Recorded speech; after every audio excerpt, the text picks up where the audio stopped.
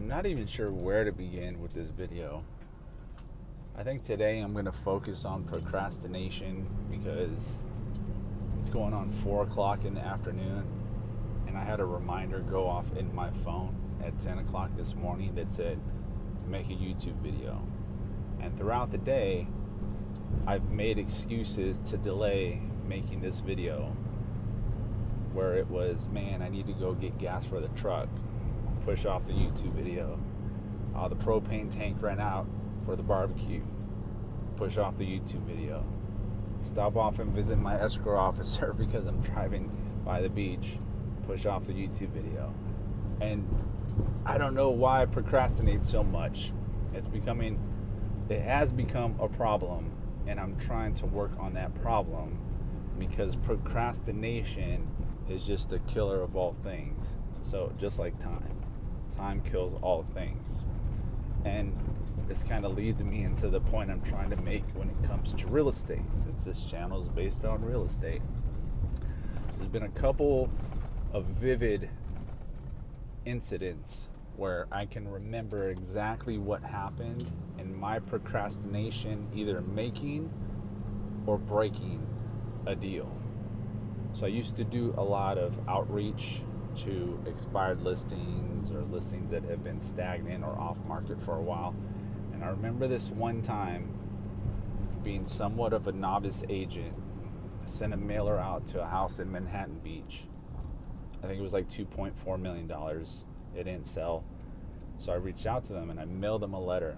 But I remember I delayed mailing the letter by a week for whatever reason. I think it was just, I don't have the time. I'm just going to put off writing this letter. Anyhow, that homeowner called me and said, hey, Dan, we appreciate the letter. We just got it too late. We relisted the house with another agent. And that freaking crushed me, because at that time, that would have been the biggest listing I had ever gotten. And all because I procrastinated for a week. There was also another time. I'm discussing the beach community because I live in the South Bay, and most of my market is Manhattan, Redondo, Hermosa, Hawthorne, Lawndale, etc., that surrounding area. I was prospecting with a partner at the time named Marcy, and we were doing a lot of door knocking on NODs and NOSs, which is notice of defaults, notice of sale.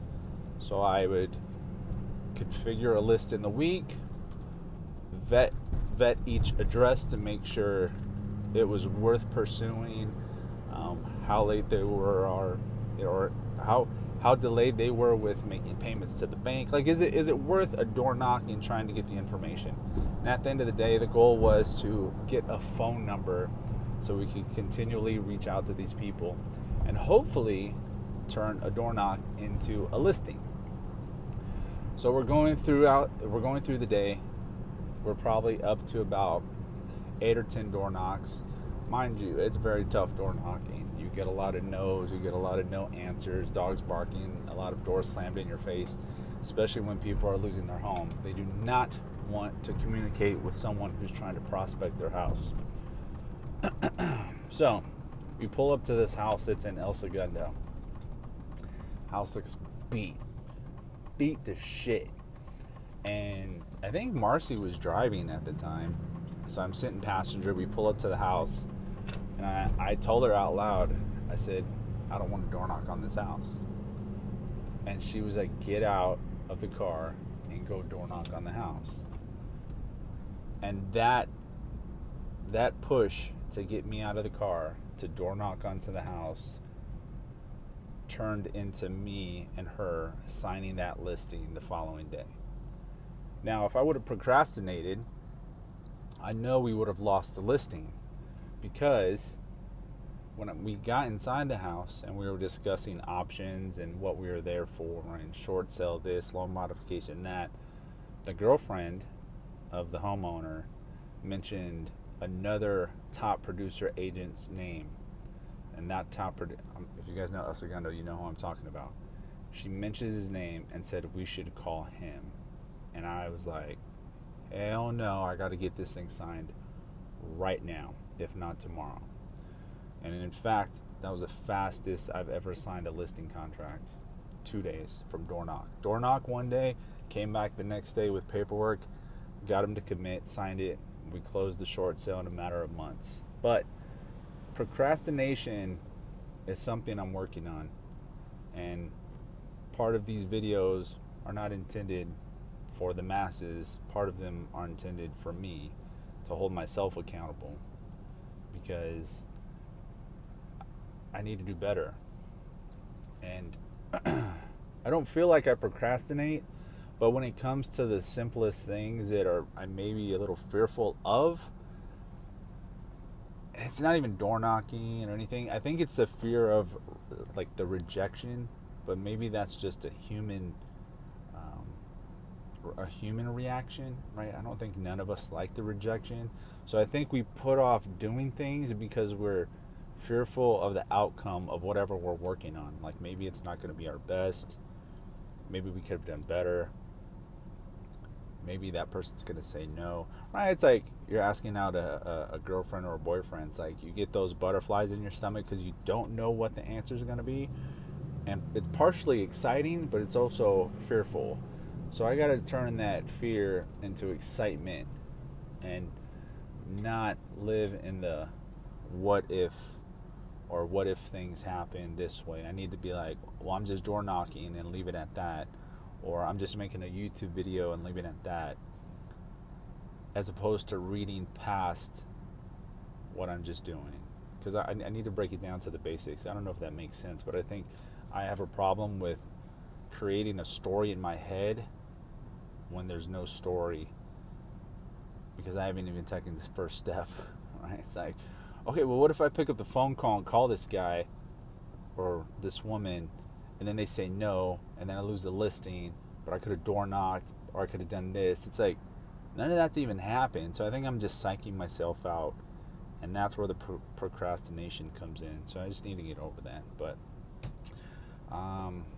yeah, I guess this is a weird rant for today, because I'm just driving aimlessly, and I committed to making a YouTube video for the day, and I was supposed to work with Alicia. We were going to make YouTube on a specific topic, which was how to pick and choose items to stage a home. But then my sister got sick, so this is what's going on YouTube today, I guess.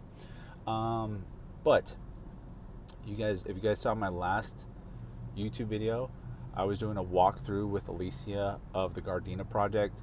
That home has since been rented out. I'm in the process of refinancing the home to cash out, pay people back, because I borrowed some money to finish that home. I owe about I think it's probably $280,000. So I'm trying to whip out $320,000, pay off my debt, have a little bit of money left over to survive until I find my next deal. But I'm in the process of doing a lot of marketing. I've consolidated a good list of potential prospects. And when I say prospects, those are houses that I've driven by or neighborhoods I've driven through, and I've identified specific homes that are in need of rehab. I'm also in the process of trying to learn some new platforms online that will better assist me with getting in contact with some of these homeowners, because door knocking and mailers just have a very small rate of return when it comes to response. Now, when I can get in front of someone, I feel I'm very capable of getting my ideas and thoughts across clearly. But if I'm unable to initiate contact with someone, there's just nothing's going to materialize from there.